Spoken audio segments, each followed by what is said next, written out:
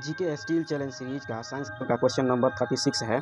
यदि किसी चलती हुई वस्तु के वेग को 2 गुना कर दिया जाए तो उसकी वेग कितना हो जाएगा जी? तो यहाँ पर दे रहा है त्वरण दुगुना हो जाएगा, गतिज ऊर्जा दोगुनी हो जाएगी, गतिज ऊर्जा 4 गुनी हो जाएगी या भार दोगुना हो जाएगा। तो यहाँ पर सही आंसर हो जाएगा ऑप्शन नंबर सी, गतिज ऊर्जा 4 गुना हो जाएगी। यदि क्वेश्चन नंबर 37 है। क्वेश्चन नंबर 37 है। किसी पिंड के द्रव्यमान तथा भार में अंतर होता है क्योंकि यहाँ पर दे रहा है द्रव्यमान परिवर्तनीय होता है या फिर द्रव्यमान स्थिर होता है या फिर दोनों सत्य या फिर दोनों गलत है। तो यहाँ पर सही आंसर जाएगा ऑप्शन नंबर बी, द्रव्यमान स्थिर रहता है जबकि भार परिवर्तनीय होता है। द्रव्यमान स्थिरता एवं भार के परिवर्तनीयता के कारण ही पिंड के द्रव्यमान तथा भार में अंतर होता है। यहाँ पर ऑप्शन नंबर बी सही हो जाएगा। क्वेश्चन नंबर 38 है।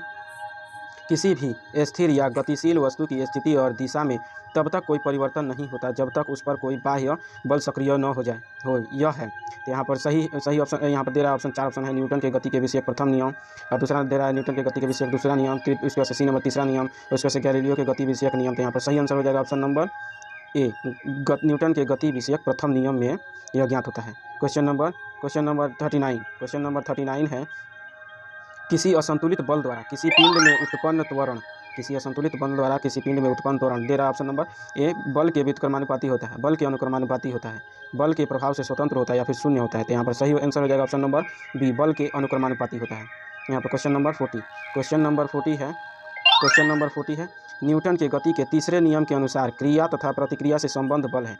न्यूटन के गति के तीसरे नियम के अनुसार क्रिया तथा प्रतिक्रिया से संबंध बल है। तो ऑप्शन नंबर दे रहा है यहाँ पर ये, हमेशा एक ही वस्तु पर लगे होने चाहिए। दूसरा नंबर भिन्न भिन्न वस्तु पर लगे होने चाहिए, हमेशा भिन्न भिन्न वस्तुओं पर ही लगे होने चाहिए, का परिणाम बराबर होना जरूरी नहीं है किंतु उसकी दिशा समान होनी चाहिए। तो यहाँ पर सही आंसर हो जाएगा ऑप्शन नंबर सी, हमेशा भिन्न भिन्न वस्तुओं पर ही लगे होने चाहिए। न्यूटन की गति का तीसरा नियम कहता है।